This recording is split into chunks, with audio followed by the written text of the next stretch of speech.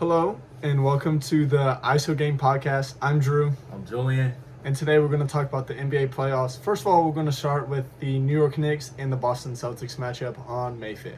That game was crazy, honestly. I never expect that the Knicks would come back from down 20. Jalen Brunson, 29 points. Started with a great second half. Honestly, 9 for 23, which is not too good, but 5 for 9 from 3. Most of his points came from second half. I believe he had 20. Yeah, it's unbelievable. The Celtics were up 20. That's crazy. Going off a championship win last year, and now having, the number 2 seed in the East, just blowing a 20-point lead is absolutely insane. It doesn't help that our starting center, Kristaps Porzingis, was hurt. Well, he was hurt, but Did he have like a sickness? yeah, it was some illness that he's been dealing with all season. It's some viral infection, and of course the team doctors can't get under control. But no one on the Celtics really shot really efficient. Tatum shot 7 for 23, and Derek White shot 6 for 18. Jaylen Brown shot 7 for 20. No one was just shooting super efficiently. Everyone, Tatum had 23 points and 16 rebounds and 6 assists, which is pretty solid. But yet those 5 turnovers ended up costing us in the long run. Especially with Tatum, he needs to attack the rim more.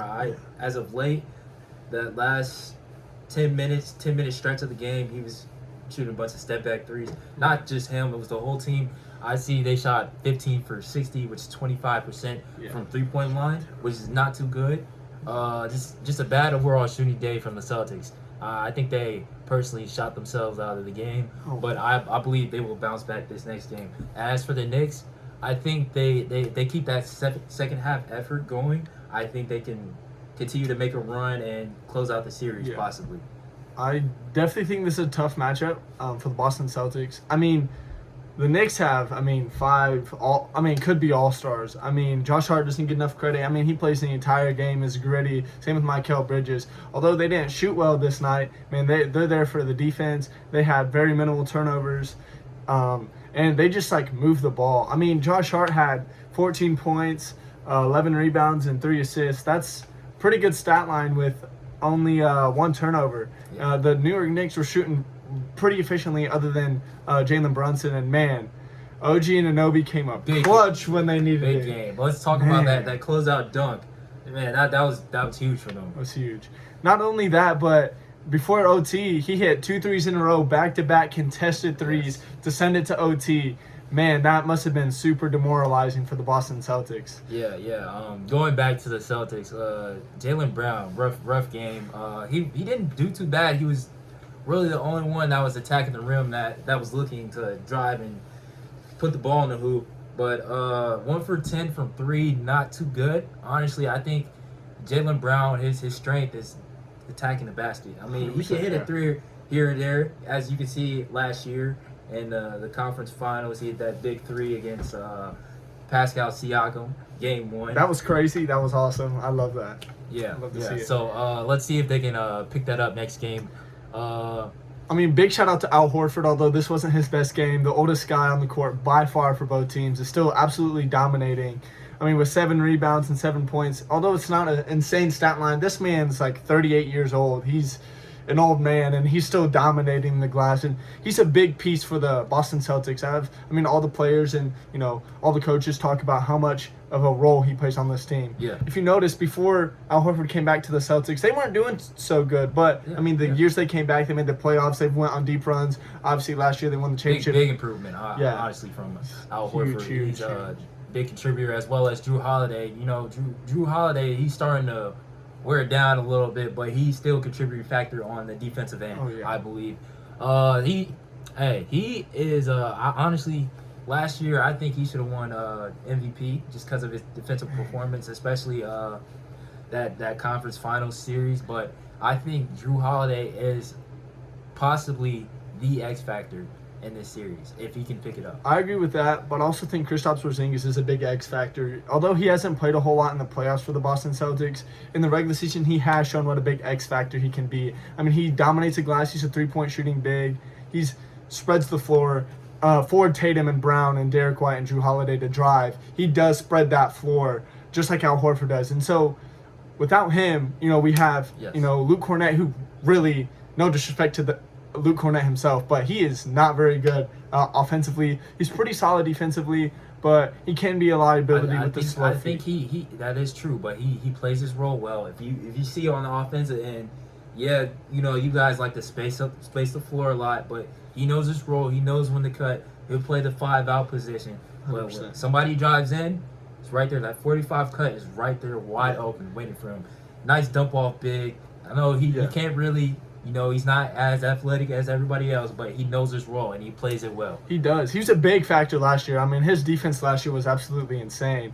So speaking about those dump-off passes, Drew Holiday had a couple of those, and there was a couple times where I was thinking, I don't know why he didn't shoot the wide-open layup. He tried to get a three to Brown or Tatum or Derek White, which we either ended up missing or it caused a turnover, which from my perspective, he should have just went out for a layup. And, I mean, there's probably going to be a foul. But if not, it should be easy 2 points. Yeah. And even if he misses, it's a better look than a contested three from people that haven't been shooting too well this game. Yeah. Derek White, man, he's the next Drew Holiday.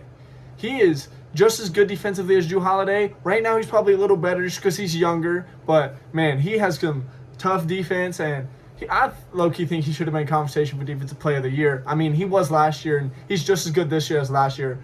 But the Boston Celtics are one of the most hated teams in the NBA right now. I want to touch on Derek White a little bit. He has been playing great, absolutely phenomenal all season. But let's talk about his shot confidence. I like his shot confidence. Even when he wasn't hitting, he hit a big three in the clutch. I believe it was 95, 97. Yeah. He hit a big three to help them take the lead. Honestly, I like the shot confidence out of him, and he's a big contributing factor. As you can see, 19 points, 11 rebounds, but shot 5 or 16. He did not keep his head down, kept his head high, and that is most important in the NBA. Now, as a starter and a big player, they need him to step up next game. That goes for everybody on the Celtics. Yeah. Honestly, better shooting performances. I would like to see Tatum, Jaylen Brown attack the rim a little bit better, and just everybody else keep doing what you're doing. Be ready to shoot. Honestly, I think they need to see a little bit more of Peyton Pritchard and a little bit more of Sam Hauser out there, because that he's a big shooter right there.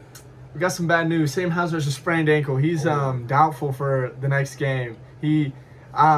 I think he's been dealing with this injury for a while, but he just re-injured it in this game. But man, Peyton Pritchard, man, 6th man of the year, coming off a super great season. I mean, one of the best 3-point shooters in the NBA this year. I mean, from volume, he's absolutely dominating. But he got some pretty good minutes.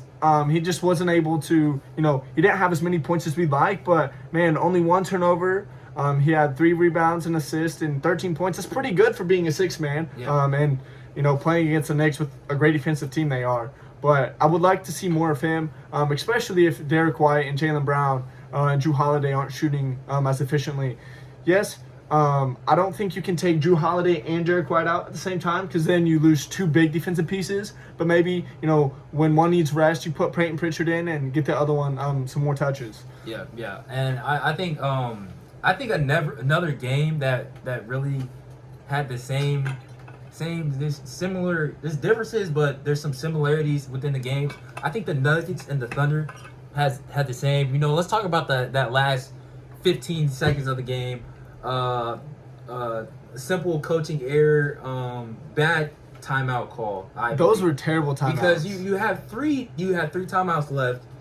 Mark Dagnall, terrific year from him, honestly, terrific year. Yeah. But I think that shows some of the lack of playoff experience. Yeah, I would say that. I would say you have 3 timeouts. You called 2 of them. You have that one. Now the one on the inbound at the end was reasonable because you couldn't get the ball in. But when I believe it was, I don't know which one it was. It was. It was off a rebound. They called timeout. Well, they called 2 timeouts off both free throw makes. Yes. They fouled on purpose, which I get the fouling game. You're up 3. The Celtics are a great 3-point shooting team all season. They've been absolutely dominating the league with 3-pointers. I mean, they have the top 3. In franchise history, Jason Tatum, Derek White, and I think Peyton Pritchard are leading the franchise with three-pointers made this season. So the Celtics, these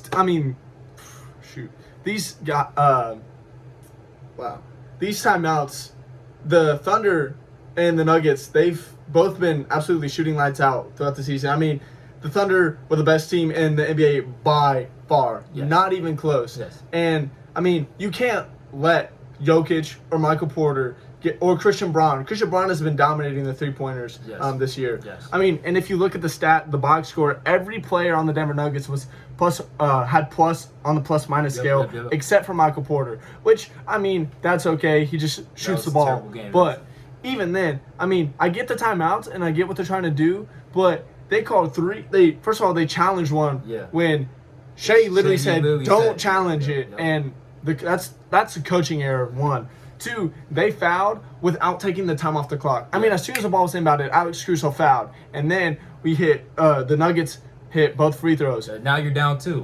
Simple as that. Yeah. But now I think what the Thunder should have did, they got to get the ball to Shea. In that situation, you get it to Shea, Jalen Williams, or I would take Alex Caruso, honestly. Yeah. Now, nothing wrong with Chet Holmgren shooting free throws. I believe he can hit them. Honestly, you're shooting, I mean, probably like 75% from the line, which is not bad at all. But in this case, we need somebody that is a definite free throw shooter, and that's going to be able to knock down these free throws, and like Shai Gilgeous-Alexander. Realistically, everybody on that floor but Chet Holmgren. Yes. I mean, Chet played a pretty solid game, but man, when they need, I mean, all they had to do was hit. I mean, he definitely needed to hit both, but I mean, all they needed to do was hit one to make the game more difficult. Instead of hitting a layup to win, they had to shoot the three. And I mean, got to give credit to Aaron Gordon. Yes. That was a tough three. I mean, he hit it with 2.8 seconds left. I mean, it's not like he was open, and that's not his specialty. His specialty is a slasher, but man, he hit a big three to win the game. That was crazy. And I like how he addressed it in his post-game conference, how he mentioned Russ and how he has a ring, but he wants to get Russ to that level as well. Yeah. Great team player. I think it just shows how that team really is. Nikola Jokic, 42-22, absolute masterclass performance from him. He's been doing this all season, leading the team, picking up when others aren't, you know what I'm saying? Jamal Murray, not too bad of a start. He actually had a great start to the game, but couldn't get going in the second half. Russell Westbrook, efficient as ever, doing his thing, hustling up and down the court. I just like the performance from the Denver Nuggets. They stuck with it throughout the game, even though they were down. We had the Thunder. They were hitting possibly any shot you could think of in the first half. They started to hit threes, and then they slowed down in the second half. I think that's what caused them to their failure at the end. Just honestly. like the Celtics, they kind of shot themselves out the game. I mean, they shot great first half, but man, instead of driving and attacking the rim to get people in foul trouble, Jokic had 5 fouls, Christian Braun had 4 fouls, Jamal had 3, and Russell Westbrook had 5. That's part of the lack of playoff experience. Is instead of shooting your way out the game, you got to drive and attack, just like we talked about with the Celtics. That's what the Thunder needed to do that game. Yes. Man, like you said, but most of Jokic's points came in the second half. I mean, he was not doing great in the first half, but man, he turned it up in the end of the third, start of the fourth, just absolutely dominated. I mean, like you said, he finished with 42. Aaron Gordon finished with 22. Jamal finished with 21. I mean, they dominated that game. But you also have to give credit to Oklahoma City's defense. They made Jokic turn the ball over 7 times, 18 turnovers total, and that's a 1 assist to turnover ratio, which is not that good in the NBA. But at the same time, we have to look at the Thunder stats: 27 assists, 9 turnovers. Absolutely efficient game, but at the same time, we have to be able to close out. 100%. And I mean, it's just insane. The Nuggets had 18 turnovers, the Thunder had 9. That's half the turnovers, and that's efficient. They played it was really, really efficient. I mean, it's just unbelievable that the Thunder lost. We were watching it, and I mean, me and Julian, we were in shock. Yes. I mean, that was the most insane thing I've probably ever watched in the NBA, in the NBA playoffs in the past couple years. I mean, it's absolutely ridiculous. And a lot of the guys from the Thunder shot really efficiently. Yes. I mean, all of them shot very, very efficiently, Yes. except for Isaiah Joe. But other than that, Aaron Wiggins shot 1 for 1, 2 for 2 on the free throws. Casey Wallace, not as efficient, but 1 for 4 and then 1 for 1 on free Made throws. an impact on defense. Yeah. And their entire team played phenomenal. Shea Gilgeous, maybe the MVP. I don't know if that's come out yet, but 33, 10, and 8. yeah, 33. That's insane. That's Jokic stat lines, but man, they just bad coaching and lack of knowledge. I get if you wanted to foul, but at least take the time off the clock. Yes, They yes. did not take any time off the clock. Not a smart foul. Not 'Cause even. they're walking the ball off the court. They're not actually. They're not pushing. It didn't Yeah. look like they were pushing the pace. I would say if you're gonna foul 10 under and wait till they get to half court. Yeah, Especially with the Jokic foul. Of course, he knew the foul was coming, so he threw the ball up. Yeah. The refs could have put that in contention with like a shooting 3-point foul. play. Yeah. They could have, but it's kind of good that they didn't. But man, it's just crazy that the Nuggets aren't the best free throw shooting team. Yeah. But man, they hit when they needed to hit. It's just unbelievable. Aaron Gordon hit 2 in a row. Jokic hit 2 in a row. And it put pressure on the Thunder. And then they fouled all the people they fouled the right guy. Chet Holmgren. It's crazy. Like, he's been shooting 75%. That's okay. That's not great. But man, him missing both is just crazy because he was shooting that game. He shot 2 for 4 free throws, so he was perfect from the line before those last free throws. But like we said before, I really do think that this loss was due to lack of experience in the playoffs. Last year they had a big upset that they lost. It's just, the young experience. There's not too many other than Isaiah Hartenstein, who's on the Knicks last year. But other than that, none of them have been in the playoffs.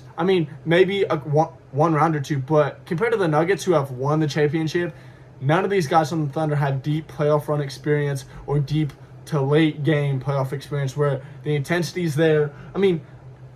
It's home for the Thunder, so they should have the crowd, but they're not used to that pressure from everybody. Now I believe the Thunder could make a big turnaround here and be able to finish out this next game.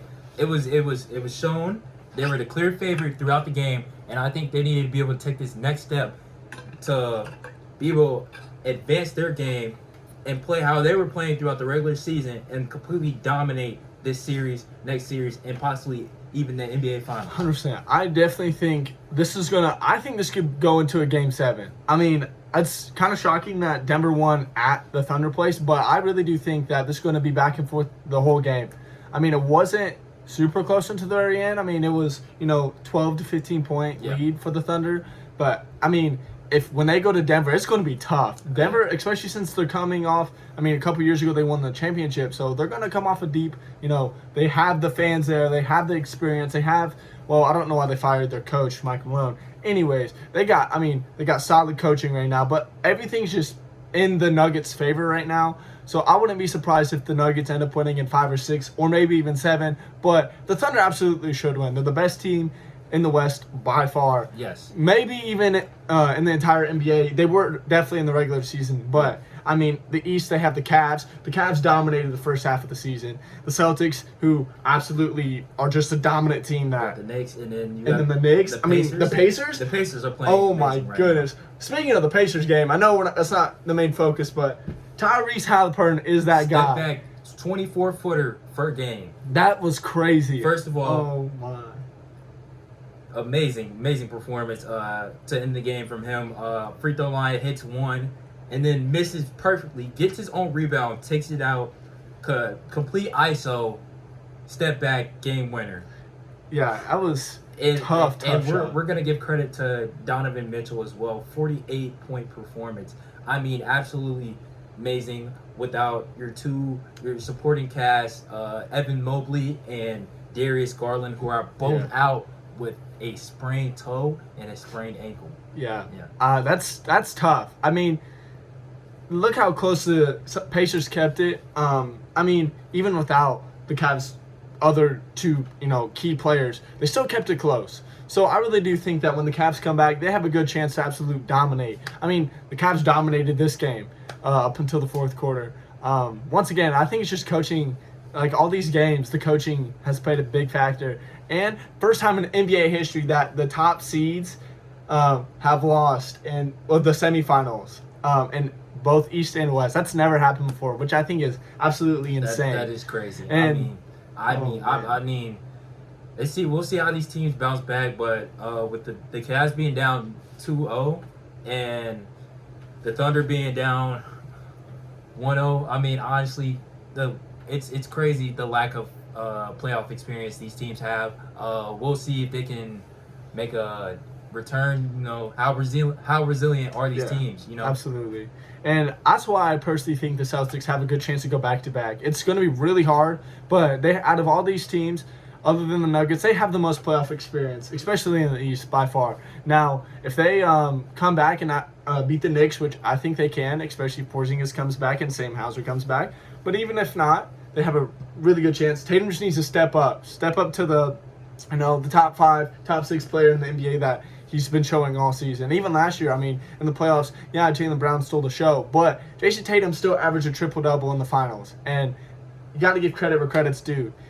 These Celtics can absolutely go win it all. This Thunder team can go win it all. Even though they're both down 1, they got a good chance to go win. It all comes down to if you want it more. If you really want it, y'all gonna win. You know, we got to be able. Teams got to be able to close games, especially these higher seeds, especially the ones with playoff experience. Even the ones that lack playoff experience, y'all got to figure out a way to make it work. And I believe these teams can. They have a chance at winning. They really do. Absolutely. And I'm not gonna count out the Nuggets, the Cavs, the Pacers, or the Thunder. You know, they're all great teams. That's why they're here. That's why they made it here. You can't count any team out, especially in the playoffs. Any team can win at any moment. I mean, as we saw, every team that won was down. That's insane. Yes. So you can't count any team out, especially in the playoffs, especially with, the level of players that they have. I mean, each team, their best player could have been in conversations for the MVP. I mean, Brunson had a phenomenal year once again.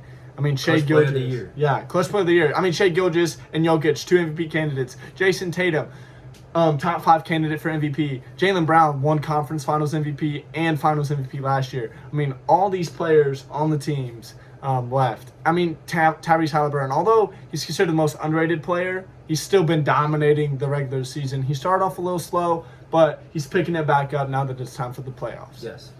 I believe, honestly, anything can happen in the playoffs. Absolutely. But thank you guys. Thank you guys for tuning in. Check us out next week. ISO Game Podcast. We're out. Deuces.